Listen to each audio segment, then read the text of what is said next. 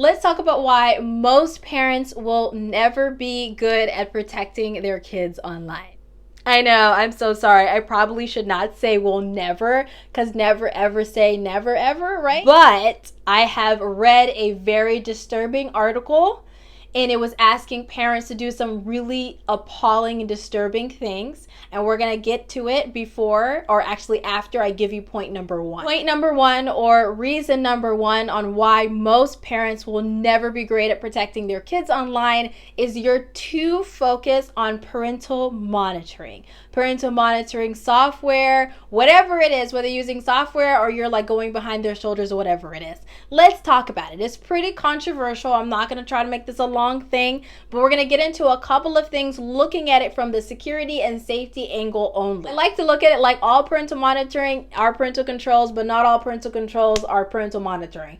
Okay, that was confusing, so let's break it down. Parental controls means anything that allows you to filter or create boundaries or control the environment that your kids are in to optimize the experience to something that is for their maturity level or the appropriate level for their age, and that is parental control. Parental monitoring is when you're monitoring their activities, what they're doing, what they're saying, what they're receiving. Parental controls are there. They exist to allow you to create an environment that's optimal for your kids. It's supposed to be grounded or founded on trust, safety, security, privacy, and connection. When you don't have that as a foundation, you destroy what it means to really protect your kids online. And this is why so many parents these days may not be able to get to the point where they're able to actually protect their kids online in the way that they actually want to. Now, if you're watching my videos and you're subscribed to my channel, you know I talk about holistic online safety. So chances are that you're really that type of parent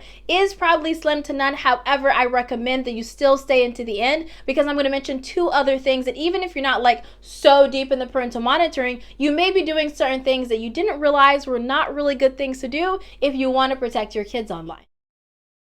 Hey, I'm CyberFareedah. I'm an award-winning Forbes 30 Under 30 online safety educator, helping you protect your kids online holistically, giving your kids the freedom they want and the safety they need. So this crazy article that I read was outlining details for parents to hack into, I said hack into their kids' accounts. Don't mind my little microphone. Hack into their kids' accounts, not just their social media accounts, but their gaming accounts, their actual cell phones, their laptops, the whole 9 yards. It was crazy. They were giving app recommendations for parents where they can install it inside of their kids' devices without their kids knowing. And the whole article was dusted with, this will help you keep your peace of mind with your kids. Let me tell you something. If you're destroying trust and you're destroying your kids' security, then you're not going to have safety and security online for your kids. One of the apps that they were telling parents to use has actually leaked kids' information online. All of the information that they were collecting, they were monitoring the kids' activities and the pictures and the messages they were sending, their whatever they were doing, their location data. They got hacked, and it was released online.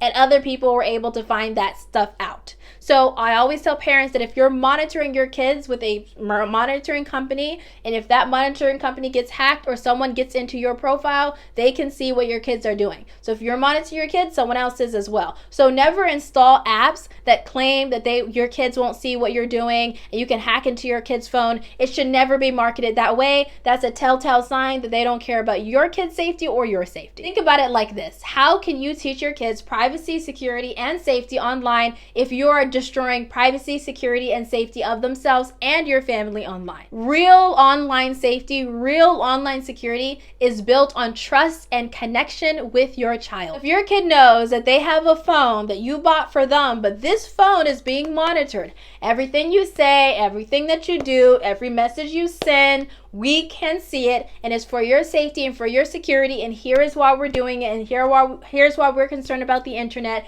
and that's why we're giving you this phone for emergency purposes only and to connect with your friends, but we know you're going to do other things, and we know that predators, hackers can get you, and so we're going to have a software that's monitoring everything. Now you're being open, and now you're being honest, and you're more likely to establish that trust. That is exactly what you need with your kids. Never ever give your kids a phone and then just be like, okay, you're totally fine, and then they have no idea what you're doing with the phone. They should be crystal clear that until they get a job or until they pay their own bills or whatever it is, this phone is going to be monitored unless you leave the house. When I say leave the house, I mean get older and get a job and get a phone on their own. Another big part of protecting your kids online is being a role model. So think about, are you able to be a good role model for your kids if you're hacking into your kids' phones and destroying their privacy and destroying their trust? What happens when something does happen, when you see something? Because guess what? If you try to find something, you're going to find it, whether it's there or not. But most likely you might find something that's really alarming and really concerning. So if you're monitoring your kids without your kids knowing, guess what happens when you need to tell them about the thing that they're doing that's wrong and you have to correct it? What happens? Okay, you're going to have a conversation with them. And when you have a conversation with them, the conversation is no longer a actually healthy, open, honest, non-judgmental conversation. Now the conversation is a breakdown in trust between you and your child because your child didn't know that you're monitoring in the first place. So now all of the energy that your child is feeling is, I can't trust my parents, I can't open up to them, I can't talk to them about things that are happening, whether you know it or not. And that is the worst thing that you can do to protect your kids from predators and hackers. Second reason why most parents will never be able to be great at protecting their kids online is they're not understanding security and online security in general. Please be sure that if you're thinking about online security, you know you're not going to hack into your kids' things. You're going to have really good passwords. You're going to make sure that you have an antivirus, those type of things. There's too much focus on like parental controls and monitoring and not a lot of focus on security, and you really want to have that. The third reason why many parents may not be able to protect their kids online, or really be great at it for that matter, is because you're not willing to do the inner work and going on a healing journey in order to protect your kids online, in order to better connect with your kids. You may not understand why you need therapy, why you need to connect with your kids, why do you have to invest in your own therapy first and then for your kids as well, to be able to connect with yourself and to connect with your kids. I do want to have a disclaimer and say, because typically when I have these type of conversations, it feels like, oh my God, I have to know everything about the online world to protect my kids online. You don't. You don't. You don't have to know all of their activities, everything that they're doing, every game that they love, every game that they play, every security setting, every safety setting, every privacy setting. Are you getting a headache right now? Because I am. Okay, you don't need to know all those things. Let it go.